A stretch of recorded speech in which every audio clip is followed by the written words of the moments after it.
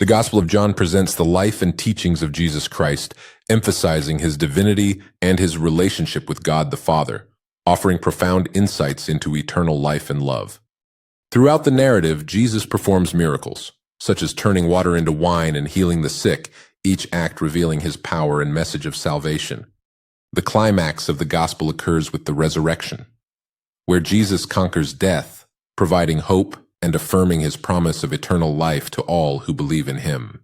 Leading up to his crucifixion, the Gospel narrates Jesus' anguish in the garden and his unjust trial, showcasing his unwavering commitment to fulfill his mission for humanity.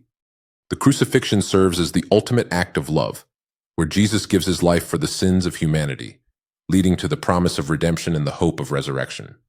In the final chapters, Jesus commissions his followers to spread the gospel, empowering them to share his message of love and salvation with the world.